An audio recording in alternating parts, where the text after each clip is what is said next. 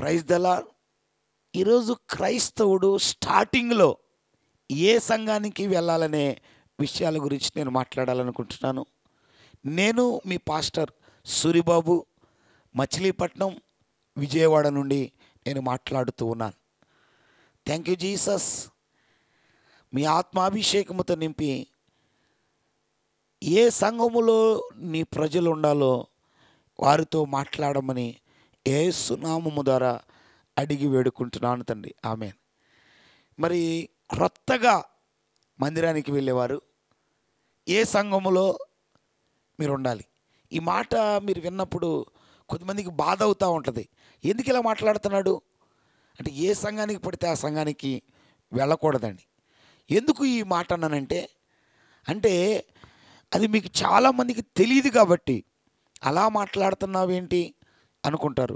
కొంతమంది తెలియకోకుండా ఏదో ఒక సంఘానికి వెళ్ళిపోతూ ఉంటారు. కొంతకాలం తర్వాత వారు కొద్దిగా బాధపడుతూ ఉంటారండి.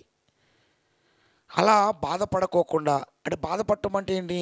దేవుని మీద తిరుగుబాటు చేయటం, అలా దేవుని మీద మనం సనగటం, గొనగటం అండి. మరి అలాంటివి చేయొచ్చా? చేయకూడదు.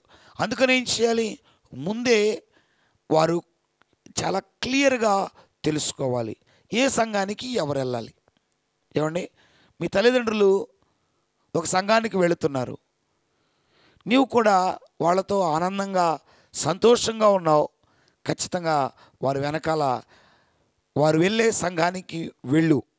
నీ తల్లిదండ్రులు వెళ్ళినా వెళ్ళకపోయినా, నీవు గనక నీకు ఒక సమస్య వచ్చింది, ఏదైనా ఒక ప్రాబ్లం వచ్చింది, ఆ ప్రాబ్లంను బట్టి లేకపోతే ఆ పరిస్థితిని బట్టి దేవుని సంఘానికి వెళ్ళాలనుకున్నావు. అప్పుడు ఎక్కడికి వెళ్ళాలి? ఎక్కడ నీకు దగ్గరగా ఉందో ఆ సంఘానికి వెళ్ళటం కాదు. ఇంకొకటి, ఎక్కడ జనం బాగా ఉన్నారో అక్కడికి వెళ్ళటం కాదు. నేను ఈ మధ్య చూస్తున్నాను, చాలామంది ఎక్కడ జనం బాగా ఉంటే అక్కడికి వెళ్ళి వచ్చేస్తూ ఉంటారు. నేను ఎవరినో అడిగాను, ఎందుకు వెళుతున్నారంటే వారు అన్నారు, అక్కడైతే అసలు మమ్మల్ని ఎవరు పట్టించుకోరు, మేము వెళ్ళామా, కూర్చున్నామా, వచ్చేసామా, అంతే, మాకు ఏ తలకాయ నొప్పి ఉండదు, మేము వెళ్ళి వచ్చేస్తామని చెప్పారు. అదేంటయ్యా అంటే, మాకు ఎవరు ఏం మాట్లాడకూడదు మాతో, మేము ఆదివారం వెళ్ళామా చర్చికి, వచ్చేసామా అనుకున్నాడంట. అలా అయితే ఓకే, నీకు కావాల్సింది అదే కదా. వాక్యం విన్నావు, వాళ్ళు పాటలు పాడుకుంటున్నారు, చప్పట్లు కొట్టావు, లేకపోతే కూర్చున్నావు, ఏకీభవించావు, కానుక వేసుకున్నావు, వచ్చేసావు. నీకు అదే కావాలంటే సరే నడు, ఎవరు కాదంటారండి? అంతే కదండి. అంటే ఒక వ్యక్తి ఇలా నాకు కావాలనుకుంటే అలా వెళ్ళటం తప్పేం కాదు, దేవుణ్ణి ఆరాధించు. అలా కాకుండా రోగాలు వచ్చినాయి, దయ్యాలు పట్టినాయి, ఇవన్నీ కూడా పైగాపాటు అంటారు కదండి మనోళ్ళు, లేకపోతే చీకటి వేధిస్తుంది అంటారు కదా, లేకపోతే ఏదో జరుగుతుంది అంటారు కదా. అప్పుడు అలాంటి వాళ్ళు ఎక్కడికి వెళ్ళాలి? అర్థమైందా మీకు? మిగతా వాళ్ళు వారికి ఏం కావాలో అక్కడికి వెళ్తారు. వీళ్ళు కూడా ఉంటారు కదా, మరి ఇలా కష్టాలు ఉంటాయి, నిద్రపోరు సరిగ్గా, డాక్టర్ స్లీపింగ్ ట్యాబ్లెట్లు ఇస్తూ ఉంటాడు, అయినా సరే వాళ్ళు పడుకోరు. డాక్టర్ గారు మెంటల్ ట్యాబ్లెట్లు రాస్తాడు, అయినా పడుకోరు వాళ్ళు. ఏమంటే తర్వాత డాక్టర్ గారు ట్రీట్మెంట్ చేస్తూ ఉంటారు, అనేక మంది డాక్టర్లను మారుస్తూ ఉంటారు, చాలా డబ్బులు ఖర్చు పెడతా ఉంటారు. వారు ఒక డాక్టర్ గారు ఆ తేడా అని, ఒక డాక్టర్ గారు ఈ తేడా అని, అది కాదు ఇది, ఇది కాదు అదని, తర్వాత మెడిసిన్స్ వాడి సైడ్ ఎఫెక్ట్స్ వచ్చేసినాయి అని, ఇలా రకరకాలుగా చెప్పుకుంటూ పోతూ ఉంటారు. అలాంటి వాళ్ళు ఎక్కడికి వెళ్ళాలి? పిచ్చి పిచ్చి కళలు వస్తూ ఉంటాయి. ఇక ఇవి చెప్పలేనన్ని కళలు రకరకాలుగా ఒక్కొక్కళ్ళది ఒక్కొక్క రీతిగా వస్తూ ఉంటుంది. వాళ్ళు ఎక్కడికి వెళ్ళాలి? అంటే ఈ జనం బాగా ఉన్న సాటికి వెళ్ళి కూర్చుని వచ్చేయాలా? కాదండి. అలా వస్తే అది వాళ్ళకి పెద్దగా ఉపయోగం ఉండదు. ఎందుకంటే వాళ్ళు అందరూ కూర్చున్నారు కదా, నేను కూడా కూర్చుని వచ్చేస్తానంటే వాళ్ళు కూర్చుని రావాలనుకుంటున్నారు. వాళ్ళు ఎవరు వాళ్ళని డిస్టర్బ్ చేసేవాళ్ళు ఉండకూడదు. వెళ్ళారా, కూర్చున్నారా, వచ్చేసారా, అంతే వాళ్ళకి కావాల్సింది. ఆ ఉద్దేశంతో నువ్వు అక్కడికి వెళితే ఓకే.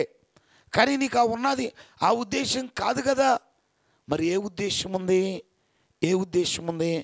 ఈ బాధలు తీరాలంటే నువ్వు నడవవలసిన సేవకుడు ఎవరంటే, వాటన్నిటినీ వదిలించటానికి ప్రభువు పేరట పిలువబడిన ఏర్పరచబడిన దైవ సేవకుడు కావాలి. ఆ సేవకుడితో నీవు నడిచినప్పుడు ఆ సేవకుడికి నీ సమస్య చెప్పుకునేంతగా ఉండాలండి. అంటే మరి అక్కడ కూడా చెప్పుకోకుండా ఉచితనే కూర్చుని వచ్చేస్తే ఎట్టకండి? కూర్చున్నప్పుడు బయటకు వచ్చేస్తే సరే, ఏది నిన్ను ఇబ్బంది పెట్టే చీకటి బయటకు వెళ్ళిపోతే సరే, మరి వెళ్ళకపోతే, అది క్లియర్ అవ్వకపోతే నీ కుటుంబము అల్లాడిపోతూ ఉంటుంది. అందుకని అంటారు చాలామంది, దేవుణ్ణి నమ్ముకున్నారమ్మా అయినా ఏం చేస్తాం అంటూ ఉంటారు. అలా వెళ్ళిపోయాడు, చచ్చిపోయారు, లేకపోతే ఆ సమస్య తీరలేదు అని చెప్తూ ఉంటారు. అసలు కారణం ఏంటి? అసలు కారణం ఏంటంటే, నువ్వు ఏ సంఘానికి వెళ్ళాలనే నిర్ణయమో ఆ నీ పరిస్థితిని ప్రభువు ద్వారా పరిష్కరించే సంఘానికి వెళ్ళాలండి. నువ్వు బాగా వాక్యమే కావాలి అనుకో, దేవుని వాక్యాలను చెప్పే సంఘానికి వెళ్ళు. ఎవరు వద్దంటారు? ఎవరిని వద్దంటారా? కొద్దిమంది ఎంప్లాయీస్ ఉన్న సంఘాలు ఎంప్లాయీస్ మాత్రమే ఉంటారు, ఉండు. కొద్దిమంది వాళ్ళ కులస్తులు ఉన్న సంఘాల్లోనే ఉంటారు. అలా ఉండాలనిపిస్తుందా? అది నీ ఇష్టం. అది నేను దాని గురించి ఏం చెప్పట్లేదు. కానీ నువ్వు బాధలో ఉన్నావు, సమస్యలో ఉన్నావు, అప్పుడు నువ్వు కుల సంఘానికి వెళ్తానంటే తప్పు. అప్పుడు నువ్వు జనం ఎక్కువగా కూర్చున్న సంఘానికి వెళ్తానంటే చాలా పెద్ద తప్పు చేస్తున్నావు నువ్వు. అందుకని ఈ మాటలు నేను చెప్తున్నాను. లేదా నీకు బాధ ఉంది, అక్కడ ఆ బాధల గురించి మాట్లాడనివ్వరు, అలాంటి సంఘానికి నువ్వు వెళ్తానంటే అలా నేను ఒప్పుకోనండి. ఎందుకో ఈ మాటలు చెప్తుంటే దేవదాస్ అయ్య గారు అంటే నాకు చాలా ఇష్టం. ఎందుకంటే నాకు మొట్టమొదటి కళ్ళు మూసుకున్నప్పుడు కనపడినటువంటి దర్శనం దైవ సేవకుల్లో దేవదాస్ అయ్య గారు. ఆయన ఎవరో కూడా నాకు తెలియదు. అప్పుడు నేను ఆ దర్శనం చూసినప్పుడు అయితే ఆ సంఘస్థులకి, ఆ సంఘ పెద్దలలో ఒక్కరికి ఒక సమస్య వచ్చినప్పుడు నేను వెళితే ఆ సమస్యను క్లియర్ చేస్తే, వారు నన్ను ఆ సమస్యను క్లియర్ చేసుకున్న తర్వాత వారు నన్ను ట్రీట్ చేసిన విధానం, బాధించిన విధానం చాలా దారుణమండి.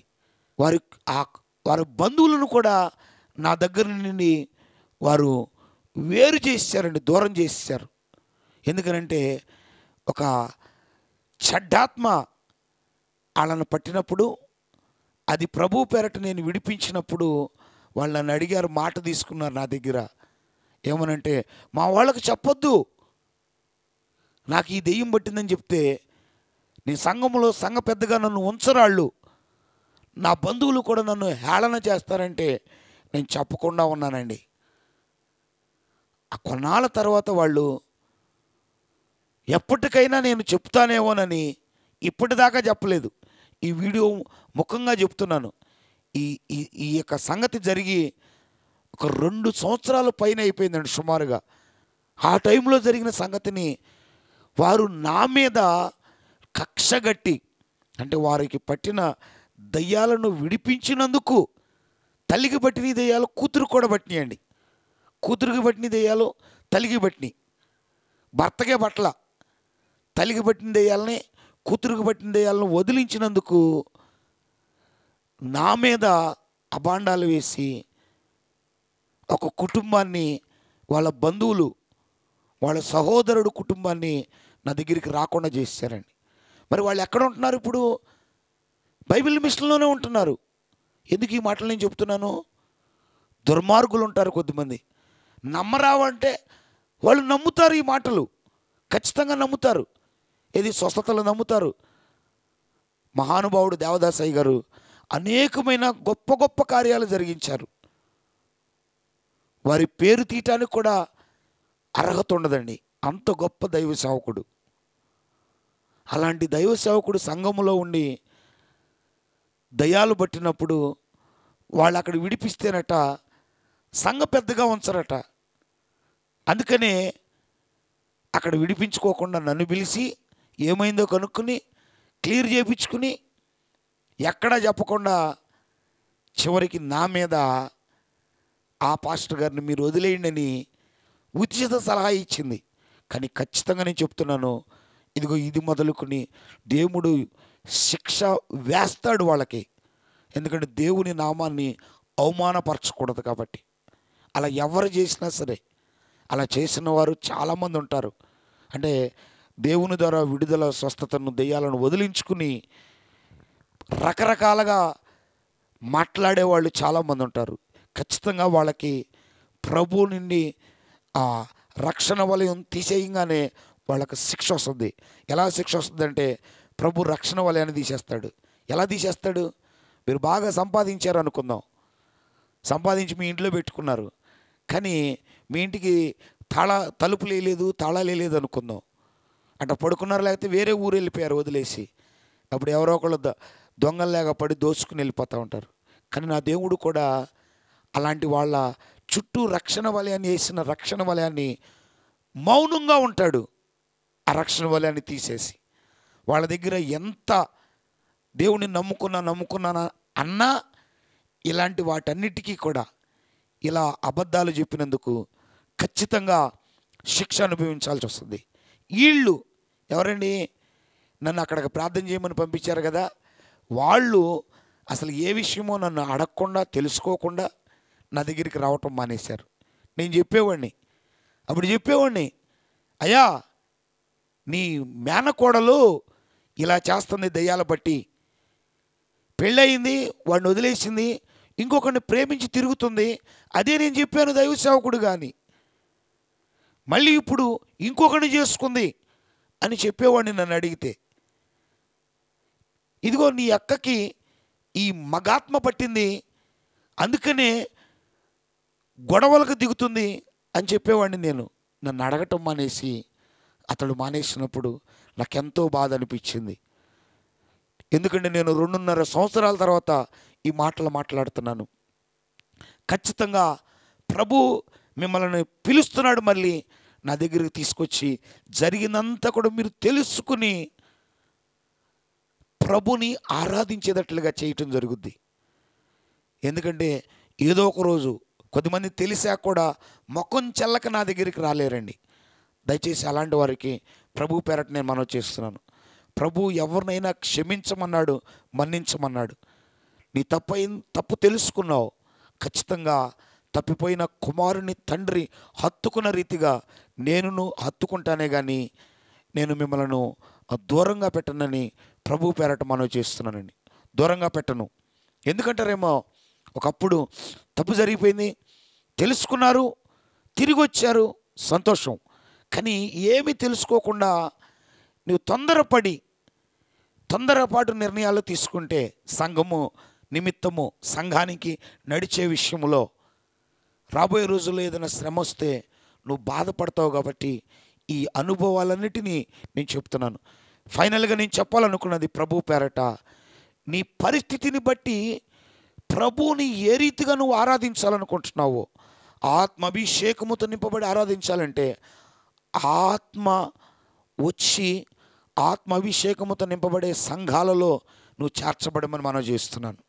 లేదా వాళ్ళు నన్ను పట్టించుకోకూడదు, కూర్చుని వచ్చేయాలంటే అలాంటి సంఘాల్లోనికి వెళ్ళు.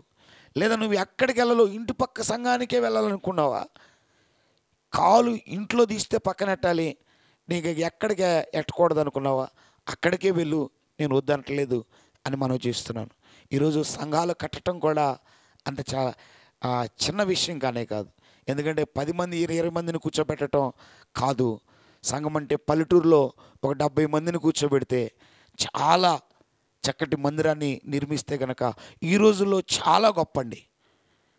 అదే సిటీస్లో అయితే ఒక 100 మంది పైన సంఘాలను నిర్మిస్తే ఈ రోజుల్లో, అంటే ఈ సంవత్సరంలో కనుక, పాతదే ఆ విధానం కాదు. అంటే వాళ్ళ తండ్రి గారు పాస్టర్ గారు, తల్లి గారు పాస్టర్ గారు, లేకపోతే పాత సేవ చేసిన అనుభవాలు కాకుండా ఇప్పుడు సేవ మొదలుపెట్టి ఈ రీతిగా కనుక, పల్లెటూరు అయితే కనుక 70 మందా, చాలా గొప్ప పరిచర్య దేవుడు నీతో ఉండి జరిగిస్తున్నాడు అనటానికి ఏ సందేహం లేదు. అదే సిటీలో అయితే కనుక ఒక 100 మంది పైన కనుక కలిగి నువ్వు సంఘము నిర్మాణం చేసుకుని నడిస్తే చాలా గొప్పగా దేవుని సేవ చేస్తున్నావు. అయ్యా మిగతా వాళ్ళందరూ ఏంటయ్యా అంటే వాళ్ళు ఇంకా రగిలించబడి ఇలా సంఘ నిర్మాణాల విషయంలో ముందుకు నడవటానికి ఈ మాటలు నేను చెప్తున్నాను. అందుకనే ఈ మాటలు నేను చెప్తున్నాను. 10 మందిని కూర్చోబెట్టాంగా చాలు, 20 మందిని కూర్చోబెట్టాంగా చాలు, ఇవి కాదు. దేవుడు ఈ రోజులో ఉన్న పరిస్థితుల గురించి పరిశుద్ధాత్ముడు మీతో మాట్లాడుతుండగా ఆ మాటల చొప్పున సేవకుడైనా విశ్వాసైనా నడవమని మనం చేస్తూ, ఏదైనా సరే అపార్థం చేసుకున్న ప్రజలు మరలా తెలుసుకుని ప్రభు దగ్గరికి చేరాలని మనం చేస్తూ, ఏ ఏ పరిస్థితుల్లో ఏ సంఘముతో నడవాలో అనేది కూడా, మీరు ఏ పరిస్థితుల్లో ఏ సంఘముతో ఎలా నడవాలి అనేది కూడా మీరు ఒక అవగాహన కలిగి నడవమని మనం చేస్తున్నాను. అయ్యా ఆల్రెడీ మేము ఇప్పటికే నడుస్తూ ఉన్నాం అంటున్నావా? నీవు ఆల్రెడీ నడుస్తున్నావు, మరి ఏం చేయమంటారు అంటున్నారా? నువ్వు అక్కడ సంతోషంగా ఉన్నప్పుడు సంతోషంగా నడు, లేకపోతే నీ పరిస్థితి దారుణంగా ఉంది అనుకుందాం, ఆ దారుణమైన పరిస్థితి వారికి వివరించు, అందులోంచి బయటికి రా. ఇక బయటికి రాలేననుకున్నావా, అక్కడ ఖచ్చితంగా ఆ సంఘాన్ని మానేసినా పర్వాలేదు, అందులో ఏ సందేహం లేదని మనం చేస్తున్నాను. ఎందుకంటే నువ్వు వాళ్ళకి చెప్పావు, వాళ్ళు చెప్పిందంతా పాటించావు, ప్రభువుని అడిగారు, అయినా ఆ సమస్య నుంచి బయటికి రాలేకపోతున్నావు. నీకు అర్థమైపోద్ది కొద్ది టైం తర్వాత, కొద్ది కాలం తర్వాత. ఆ టైంలో నువ్వేం చేయాలంటే అలాగే ఉండి నీ జీవితాన్ని ముగించుకోవటం కాదు. ఇప్పుడు అది ఫ్యాషన్గా మారిపోయింది. ఏమంటే నేను సావనైనా చేస్తాను అన్నట్లుగా మాట్లాడుతున్నారు. అది తప్పండి. దేవుని నామానికి అవమానం. దేవుడు ఏర్పరచుకున్న విధానం చొప్పున మనం ప్రభు ఇచ్చిన ఆయుష్ చొప్పున బ్రతికి ప్రభు కృపలో వర్ధిల్లాలి, కానీ మొండిగా ఉండకూడదు అని మనం చేస్తూ, ఈ మాటలు మీకు అర్థమైనాయి అని నేను అనుకుంటున్నాను. అంటే మీరు వెళ్ళాల్సిన సంఘము ఆ పరిస్థితిని గూర్చి కూడా నీకు వివరంగా తెలియవలసింది ఉంది, ఆలోచించాలని మనం చేస్తూ ఈ మాటలు తెలియపరుస్తున్నాను. దేవుడు ఈ మాటలను మీ జీవితాలలో మీకున్న పరిస్థితులను సరిచేసి అవసరాలను తీర్చి ముందుకు నడిపించునుగాక. Thank you lord. మీరు చాలా విషయాలు మాట్లాడారు నాయనా. ఒకవేళ ఎవరైనా మీ దైవ సేవకుల పట్ల అపార్థంగా మాట్లాడి ఉంటే, వారు తెలియక అపార్థం చేసుకుని మాట్లాడుంటే వాళ్ళని క్షమిస్తానన్నావు. అలాంటి ప్రజలు మరలా ఆ సేవకుల దగ్గరికి చేరటానికి కృప చూపండి. అది నేనైనాను వేరే వారైనాను సరే నాయన. అలా కాకుండా ఒకవేళ ఆ విశ్వాసికి వాళ్ళ పరిస్థితి దయ్యాలు పట్టి పీడించబడుతూ ఉంటే, దయ్యాల్లో భయాల్లో ఏమీ లేవు అని చెప్పే సంఘములో ఉంటే, అలాంటప్పుడు ఆయా విశ్వాసులకి నష్టం జరుగుద్దయ్యా. అలాంటప్పుడు వారిని ఆ సంఘము నుంచి విడిపించి, ఏ సంఘములో అయితే వారికి ఆ విడుదల దొరుకుద్దో అక్కడికి వారు గుర్తెరిగి ఆ ప్రదేశానికి వారు వెళ్ళి చక్కటి ఆరోగ్యమును యేసయ్య మీ ద్వారా పొందుకుని, స్వస్థతను విడుదల పొందుకుని ముందుకు నడిచే జ్ఞానముతో నింపి అటు సంఘమును వారు మీ ఆత్మ ద్వారా ఏర్పరచుకుని తెలుసుకుని నడుసులాగన ఎవరెవరికి ఏ సంఘాలు కావాలో ఆ సంఘాల గురించి వారు విపరీతంగా సంఘాలు మారటం కాదు, కానీ వారికి కావలసిన సంఘమును గూర్చి ముందుకు నడుచులాగన సిద్ధపరిచి నడిపించమని యేసు పరిశుద్ధ నామము ద్వారా అడిగి వేడుకుంటున్నాను తండ్రి. ఆమేన్. Praise the Lord. మరి ప్రతి ఆదివారము ఆరాధనలు మచిలీపట్నములో ఉదయం 10 గంటలకు జరుగుతూ ఉంది. విజయవాడ అయితే కనుక ప్రతి ఆదివారం సాయంత్రం 6 గంటలకు జరుగుతుందని మనం చేస్తున్నాను. మరిన్ని వివరాల కొరకు మా యొక్క ఫోన్ నెంబర్లను కూడా సంప్రదించవలసిందిగా మనవి చేస్తూ, ప్రభు మిమ్మలను మీ కుటుంబాలను ఆశీర్వదించి దీవించునుగాక. Praise the lord.